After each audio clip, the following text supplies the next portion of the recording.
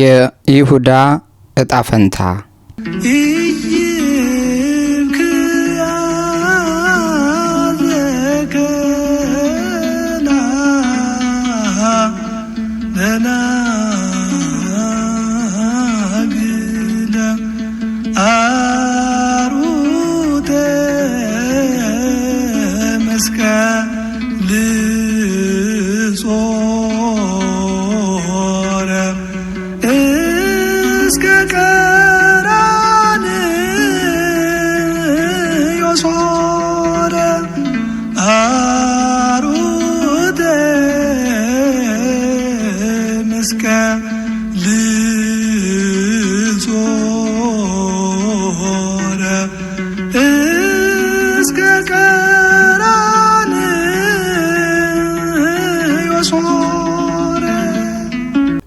የካህናት አለቆችም ብሩን አንስተው የደም ዋጋ ነውና ወደ መባል እንጨምረው አልተፈቀደም አሉ። የግብዝነታቸው መጠን ያስደንቃል። አሳልፈው እንዲሰጣቸው ገንዘብ አንስተው የከፈሉት እነርሱ ናቸው። ይህንን ማድረጋቸው እንደሚያረክሳቸው ሳያስቡ ገንዘቡ ደርሶ ሲመለስ ግን ያረክሰናል አሉ። ለደም ዋጋ ገንዘብ አንስቶ ከከፈለው ሰውና ከተከፈለው ገንዘብ የትኛው የረከሰ ነው? ተማክረውም የሸክላ ሰሪውን መሬት ለእንግዶች መቃብር ገዙበት። ስለዚህ ያ መሬት እስከዛሬ ድረስ የደም መሬት ተባለ።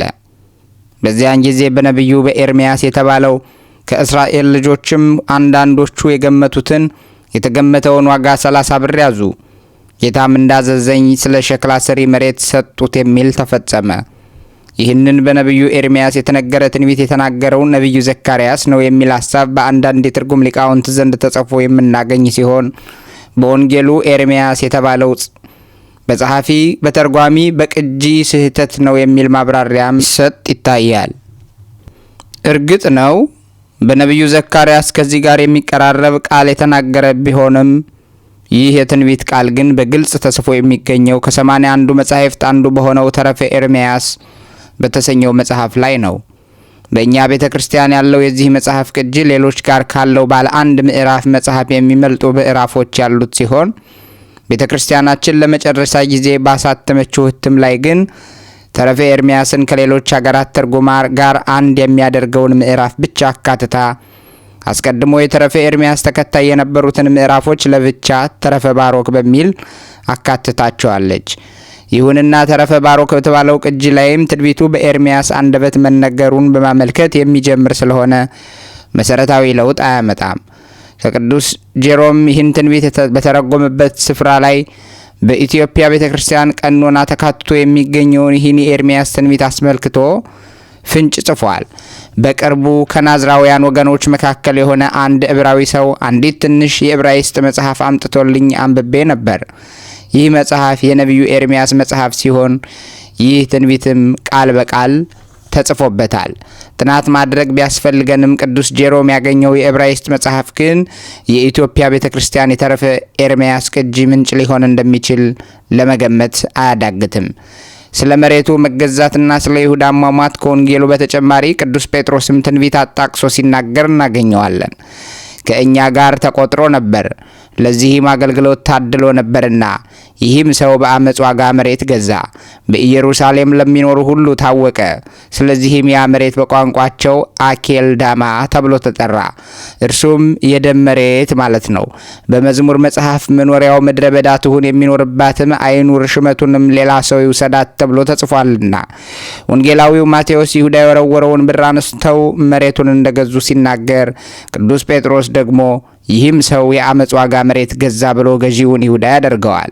ይህንን ያለበት ምክንያትም ምንም እንኳን ብሩን አሽቀንጥሮ ቢጥለውና ገዢዎቹ በሌሎች ቢሆኑም ካህናቱ ተጠይፈው ለመቃብር እንዲሆን የገዙት መሬት ባለቤቱ ይሁዳ ስለሆነና መሬቱን በይሁዳ ገንዘብ የተገዛ ስለሆነ ነው። የስፍራውም ስም የደም መሬት አኬልዳማ መባሉ በወንጌሉ አገላለጽ በክርስቶስ የደም ዋጋ የተገዛ መሆኑን የሚያመለክት ሲሆን በሐዋርያት ሥራ ላይ ባለው አገላለጽ ደግሞ የተገዛበት መሬት ባለቤት ይሁዳ ሆዱ ተዘርግፎ ከመሞቱ ጋር ተያይዟል። ያ ስፍራ መሬቱ ለሸክላ ስራ የሚሆን አፈር ያለበት አካባቢ በመሆኑ በዚያ አካባቢ ሸክላ ሰሪዎች በብዛት ስለሚኖሩበት የሸክላ ሰሪ መሬት ተብሎ ተጠርቷል። ቦታው ከተገዛ በኋላ ዘመድ የሌላቸው እንግዶች መጥተው ድንገት ሲሞቱ የሚቀበሩበት ሆኗል። ሰው የለኝም የሚሉ ዘመድ አልባ በሽተኞችን በተአምረቱ ሲፈውስ የነበረው መድኃኔ ዓለም አሁን ደግሞ በደሙ ዋጋ ቀባሪ ለሌላቸው እንግዶች መቀበሪያ ስፍራን አስገኘ። ስለ ይሁዳ በነቢዩ ዘካርያስና በነቢዩ ዳዊት አንደበት አስቀድሞ ትንቢት ተነግሮ ነበር የሚለውን የሚሰማ ሰው መቼም ጥያቄዎች ሳይፈጠሩበት አይቀሩም። አስቀድሞ ይሁዳ ጌታን አሳልፎ እንደሚሸጠው የተጻፈ ነገር ከሆነ ይሁዳ ከተጻፈበት ውጪ ምን ማድረግ ይችላል? ትንቢቱ የተነገረ ከሆነ ይሁዳ ጌታን አለመሸጥ ይችል ነበር ወይ? የይሁዳም ሆነ የሰው ልጅ ዕጣ ፈንታው አስቀድሞ በእግዚአብሔር የተወሰነ አይደለም ወይ? የሚሉ ጥያቄዎች በአንባቢ አእምሮ ውስጥ ሊመላለሱ ይችላል ይሆናል። ክብር ይግባውና እግዚአብሔር ደራሲ ነው። ዓለም የተውነት መድረክ ናት። እኛ ተዋናያን ነን። የምንጫወተውም የተጻፈልንን ብቻ ነው። የምታደርገውን ሁሉ እንደምታደርግ አስቀድሞ ተወስኗል። ምንም ብትለፋ ያው የተጻፈው አይቀርም የሚል ሀሳብ የሚያቀነቅኑ ሰዎችን ይህንን ጥያቄ መልስ የሌለው ውስብስብ እንዲመስለን ያደርጋሉ። ምንም እንኳን የፈጣሪ አስቀድሞ መወሰንና ምርጫ የትንቢትና ዕጣ ፈንታ ርዕሰ ጉዳይ እጅግ ሰፊና ብቻውን መጽሐፍ የሚሻ ርዕሰ ጉዳይ ቢሆንም በይሁዳ አማካኝነት ግን ቢያንስ ከላይ ያነሳናቸውን ጥያቄዎች በቤተ ክርስቲያናችን አስተምህሮ መሰረትነት ለመመለስ እንሞክራለን።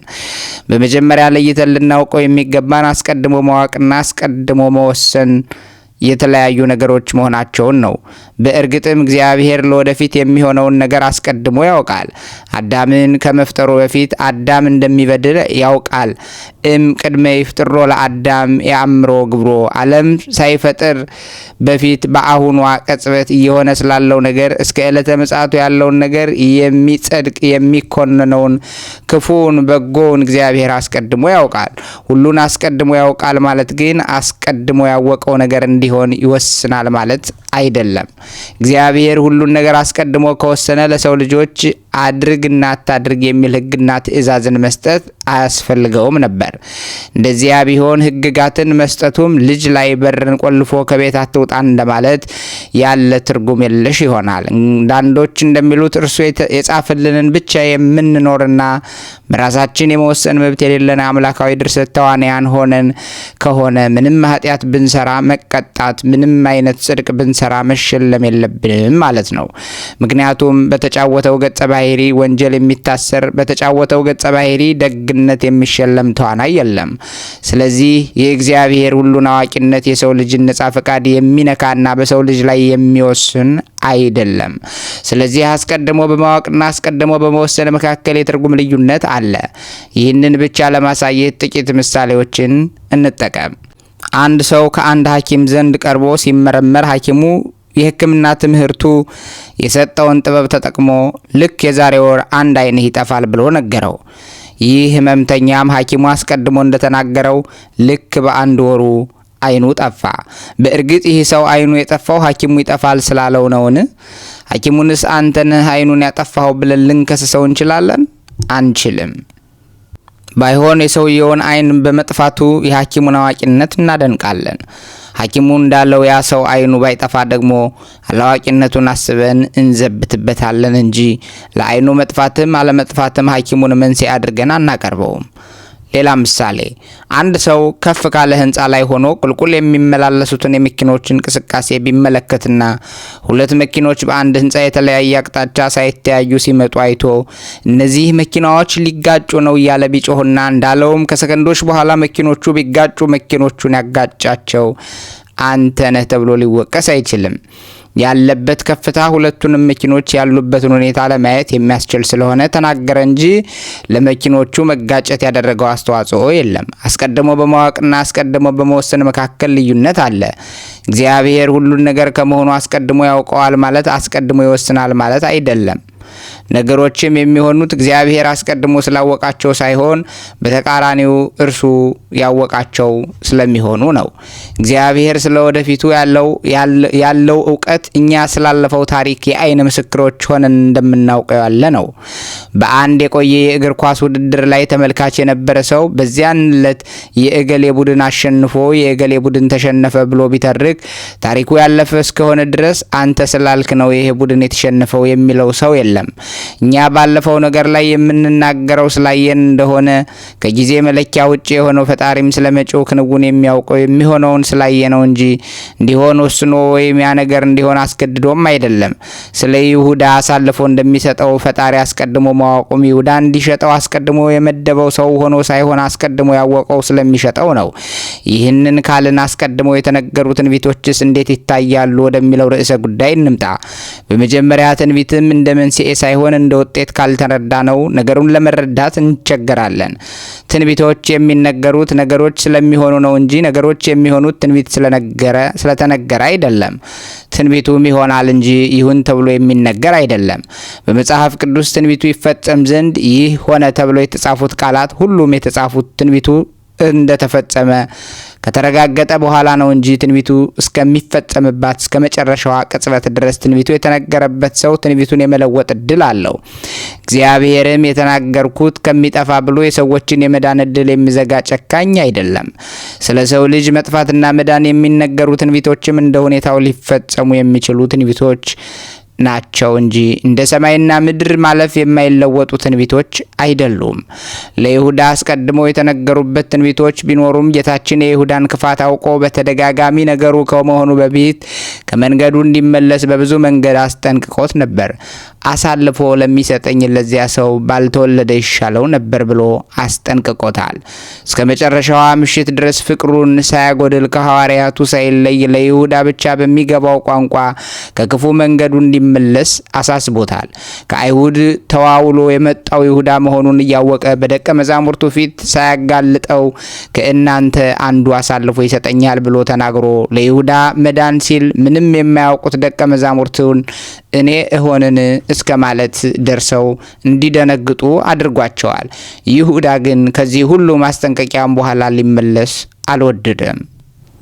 እንኳንስ ሁሉን አዋቂው ፈጣሪ ይቅርና ልጃቸው ሰነፍ ተማሪና ጉልቦታ የሚውል እንደሆነ ያዩ ወላጆች አንተ ልጅ ተው፣ በዚህ ከቀጠልክ ሱሰኛ ትሆናለህ እያሉ ቢገስጹት እናንተ ስላላችሁ ነው ለዚህ የበቃሁት እንደማይል በይሁዳ ላይ ጌታችን ይናገር የነበረው ተግሳጽ ሁሉ ይሁዳን ከክፉ መንገድ ለመመለስ ያደረገው እንጂ እንዲጠፋ የሰጠው ውሳኔ አይደለም።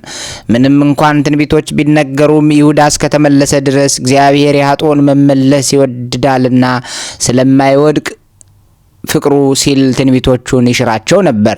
ፍቅር ለዘላለም አይወድቅም፣ ትንቢትም ቢሆን ይሻራል ተብሎ ተጽፏልና። ለነነዌ ሰዎች ስለ ፍቅሩ ሲል ዮናስን አስከፍቶ የተናገረባቸውን የጥፋት ትንቢት የሻረ አምላክ ይሁዳም ቢመለስ ኖሮ የተነገረውን ትንቢት እስካልተፈጸመ ድረስ ነቢያቱን እንደ ዮናስ ቢከፉም እንኳን ይሽረው ነበር። እግዚአብሔር በቃሉ እንዲህ ሲል ተናግሯል። ስለ ሕዝብ ስለ መንግስት እነቅል አፈርስም አጠፋም ዘንድ በተናገርኩ ጊዜ ይህ ስለ እርሱ የተናገርኩበት ሕዝብ ከክፋቱ ቢመለስ እኔ ያደርግበት ዘንድ ካሰብኩት ክፉ ነገር እጸጸታለሁ። ስለ ሕዝቡም ስለ መንግስትም እሰራውና ተክለው ዘንድ በተናገርኩ ጊዜ በፊቴ ክፉ ነገር ቢያደርግ ቃሌንም ባይሰማ እኔ ያደርግለት ዘንድ ስለተናገርኩት መልካም ነገር እጸጸታለሁ።